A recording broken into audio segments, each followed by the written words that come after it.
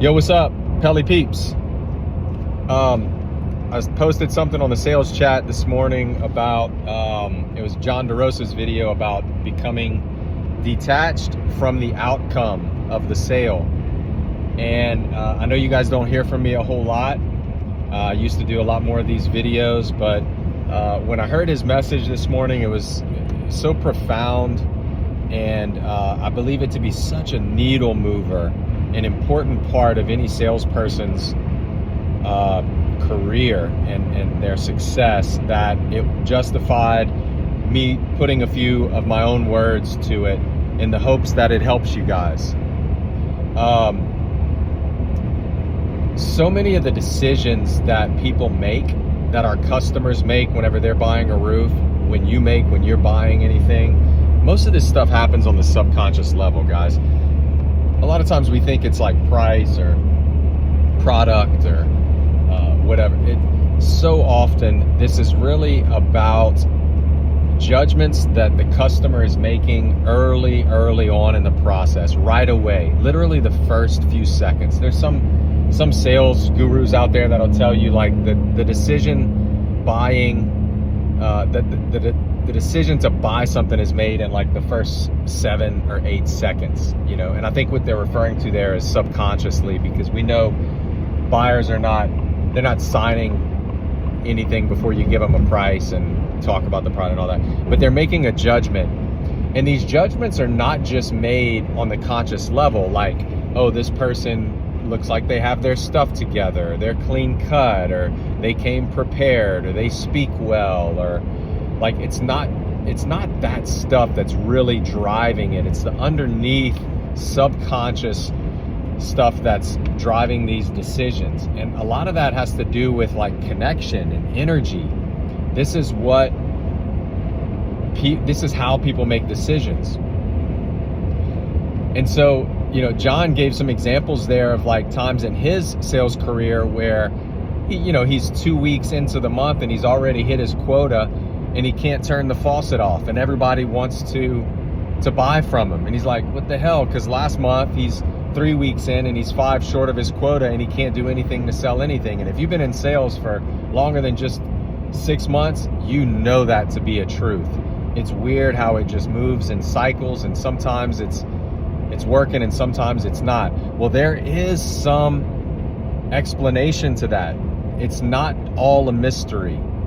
And one of the ways that we affect the outcome of the sale is by our focusing on the outcome of the sale. And whenever we're thinking, I have got to make this sale work, the customer picks up on that. They feel it, they sense it, they probably can't even put words to it sometimes, but they do. And I want to give you a couple of examples as to how you've probably seen this play out in other areas before. The first one that comes to mind is with a girlfriend or boyfriend. So think about a time in your life where like maybe someone like really liked you. I hope you all have had that experience. Maybe someone like really was into you, and they were kind of like just a lot, like calling a lot, a little smothering, maybe there's a little pressure. Do you recall how that made you feel? It's like a natural repellent when someone is like super into you. And on the converse side, can you imagine a time when you or someone you were interested in was a little more standoffish and kind of played hard to get?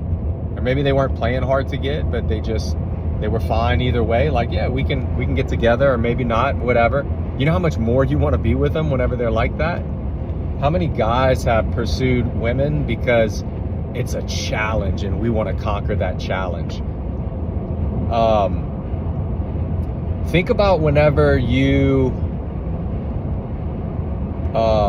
when someone's talking to you, you got these close talkers. Someone that's like, they just, every time, like they initiate the conversation and they're like 1 foot inside of that natural bubble,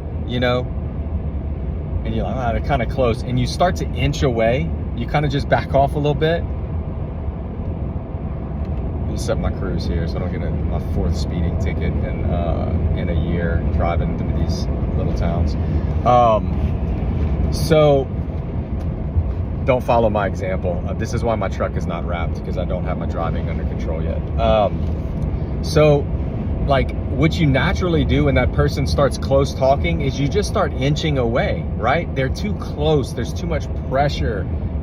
You know, the converse of that is also true. If you could do this as an experiment. If you just kind of naturally take steps away from people whenever they're talking, you will watch that they will start to step towards you some. They're going to close that. You don't want me, I want you. Like that stuff plays out every day. And so when you go to sell and you get out of your truck and you're like stressed and you're thinking, man, I got to get this one. I just need a deal. Trust me, the customer feels it. Sometimes it's conscious, and oftentimes it's not. So that's all good in theory if you guys buy into that concept, and I hope you do, and you've seen this and you understand it. We have to figure out, okay, well, how do I not do that? Because you're gonna tell me to just not be stressed when I'm 3 weeks in and I've sold 1 roof and 1 repair or something, and like things aren't going great. That's the hard part. Now we have to realize we do have autonomy and power and control over our energy and our emotions, but it takes work. You can't just get out your truck the same way. So the first thing we have to understand is that we know that if we pressure that customer, or if they feel the pressure of us in that situation, it will not help us and it will not increase our closing ratio. Therefore, it's just gonna hurt. We only have so many deals a month, opportunities a month to close a deal. You get so many leads and you're gonna have so many door knocks, and after that, that's it. And so you don't wanna waste them with the energy that you bring. And so you've gotta get into a bit of a fuck it mentality. Man, fuck it. I don't know if this one's gonna close. Maybe this one closes, maybe this one doesn't. But I'm gonna go on 15 of these this month, or whatever it is. And maybe the next one closes. But we have to approach everyone like that. Another example, I've been selling a lot of stuff on Marketplace for this little double the dollar challenge I'm doing, if any of you have seen that.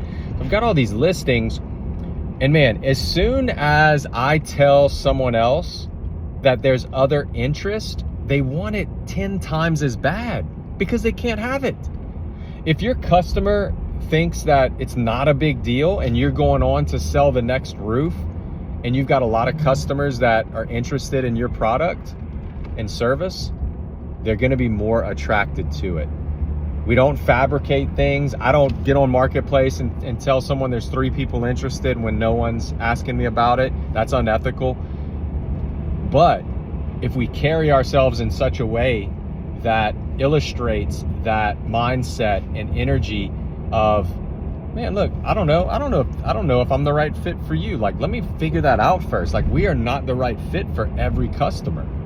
Like some customers just have to save a buck, and they are willing to risk getting a bad roof on it, and maybe they're going to sell that house in 2 years and someone else would have the problem, or maybe they're just willing to roll the dice on a contractor that just doesn't have our reputation and reviews. Like, we're not for everybody.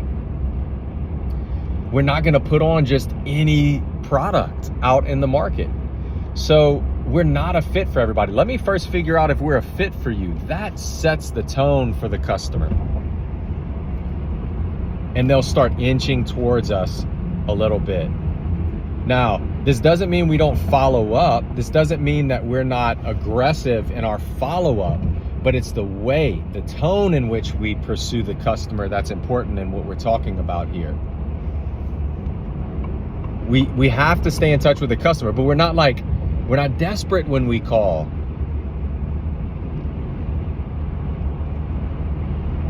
That's why this strategy works so well. Like, Jason has taught a lot of you guys this.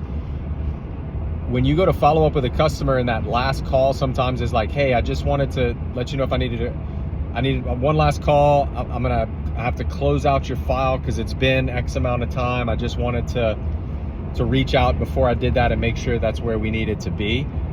And more, you're gonna get a much better response from a customer from that, as opposed to, hey, I'm just following up again, see what you wanna do. Like, you're telling them that you're okay with closing the file out. No pressure. I can close it out and move on to the next deal. No big deal. But ask some people around you if you haven't seen this for yourself. It works. The customers call back more often, not every time, but more often. So detach from the outcome of the sale. You're gonna, if you just follow the procedures, if you go through the training, and if you do the things that we train you guys to do and you put in the reps, you're gonna close. You're gonna close enough and more. So don't stress about this one not closing or the next one not closing. They're gonna come. It's a numbers game. So walk into that appointment with a little bit of a fuck it attitude, like, fuck it, man. I'm gonna just do the best I can for this customer, and then we'll see where the chips fall. Super important, guys. And if you need a boyfriend or girlfriend, you can use that tip too, because it's gonna work for you. All right, you guys, in the words of John DeRosa, go sell something.